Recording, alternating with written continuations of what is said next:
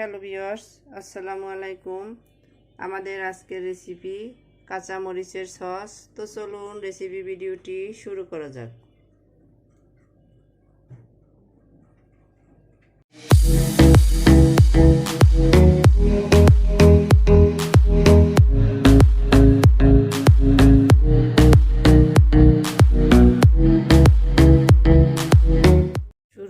এটা তৈরি করার জন্য এখানে আমি 500 গ্রাম কাঁচামরিচ বোটা ফেলে ধুয়ে নিয়ে নিয়েছি।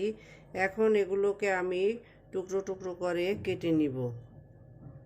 মরিচগুলোকে আমি ছোট ছোট টুকরো করে কেটে নিয়েছি। এটা কেউ চাইলে আস্ত অবস্থায় সিদ্ধ করতে পারেন, এতে করে এর কালারটা নষ্ট হয়ে যাবে, কারণ আস্ত অবস্থায় সিদ্ধ করতে হলে সময়টা বেশি নিতে হবে। এখন আমি মরিচগুলোকে একটা প্যানের ভিতরে নিয়ে নিচ্ছি।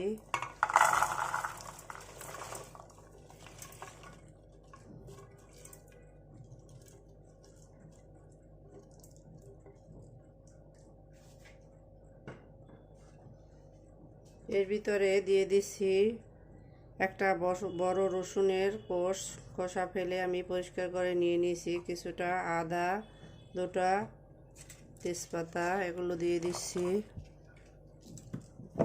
তেজপাতাটা আমি ছেড়ে দিয়ে দিলাম।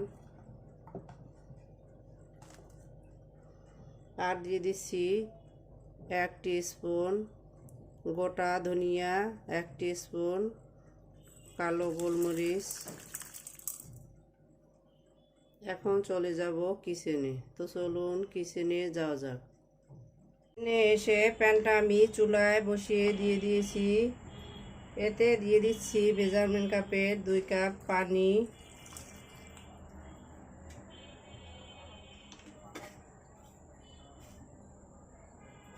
স্বাদ মতো লবণ,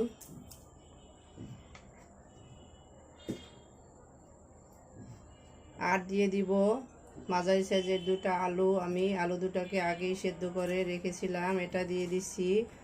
আলুটা একসাথে কাঁচা অবস্থায় দিলে এটা সেদ্ধ হতে যে সময় লাগবে তাতে মরিচের কালারটা নষ্ট হয়ে যাবে, তাই এটা আমি অফ ক্যামেরায় সেদ্ধ করে রেখেছি। আলু সেদ্ধটা আমরা সবাই পারি, এটা পুরো একটা ডিটেলে ভিডিও লং করার কোনো মানে নেই, তাই আমি এটা আগেই করে রেখেছি। এখন আমি এটাকে মোটামুটি 2-3 মিনিট সেদ্ধ করে নিব। তো ফিরে আসছি এটা সেদ্ধ হওয়ার পরে। আমি প্রায় 3 মিনিটের মতো মরিচগুলোকে ফুটিয়ে নিলাম। এখন এগুলোকে ঠান্ডা করে ব্লেন্ডারে একটা মিহি পেস্ট তৈরি করে নিব। চুলাটা বন্ধ করে দিচ্ছি। অবশ্যই মরিচগুলোকে 100% সেদ্ধ করা যাবে না, তাহলে এর কালারটা নষ্ট হয়ে যাবে। তো এখন আমি এটাকে ঠান্ডা করে ব্লেন্ড করে ফিরে আসছি।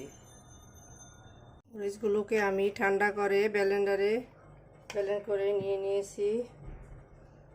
দেখতেই পাচ্ছেন এটার কালারটা কতটা সুন্দর এসেছে।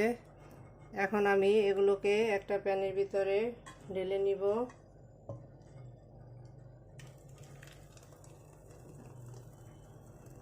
এটা আমি একটা প্যানের ভিতরে ঢেলে নিয়ে নিয়েছি। এখন চলে যাব কিচেনে। তো চলুন কিচেনে যাওয়া যাক।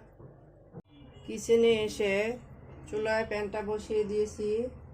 আমি চুলাটাকে হালকা আছে জ্বালিয়ে রেখেছি।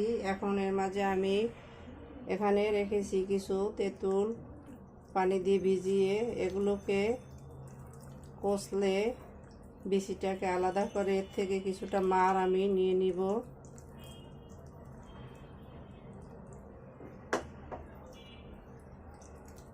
তেঁতুলের বিচিটা ছাড়িয়ে আমি এখানে হাফ কাপের মতো তেঁতুলের মার নিয়ে নিয়েছি।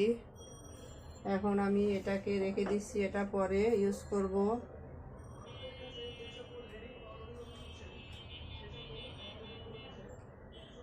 এখন আমি এর ভিতরে মেজারমেন্ট কাপের 1 কাপ চিনি দিয়ে দিচ্ছি। চিনিটা আপনারা আপনাদের ইচ্ছে মতো দিয়ে নেবেন, যে যতটা জাল খেতে চান সেটা বুঝে চিনিটা জালটাকে কমিয়ে আনবে। আর আমি যে এর ভিতরে আলু দিয়ে দিয়েছি এটাও জালটাকে কিছুটা কমিয়ে আনবে আর এটার ঘনত্বটাকে ব্যালেন্স করবে। অনেক সময় দেখা যায় আমরা সস তৈরি করলে একদিকে সস একদিকে পানি আলাদা হয়ে থাকে, আলুটা দিলে সেটা থাকবে না।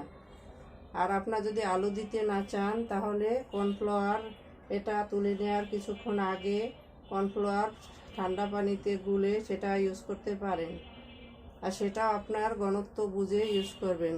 আপনার সসটা আপনি কতটা ঘন রাখতে চান সেই বুঝে কর্নফ্লাওয়ারটা ইউজ করবেন। চিনিটা গলে আসার পর আমার সসটা আরও কিছুটা নরম হয়ে আসবে।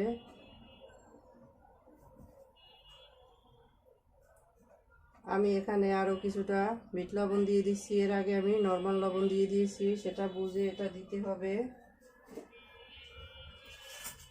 ধনিয়ার গুঁড়া দিয়ে দিচ্ছি 1 টিস্পুন।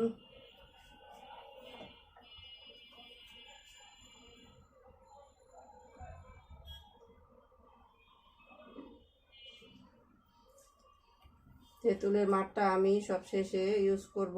এটা দিলে পরে কালারটা চেঞ্জ হয়ে যাবে, কিছুটা কালচেটে হয়ে যাবে।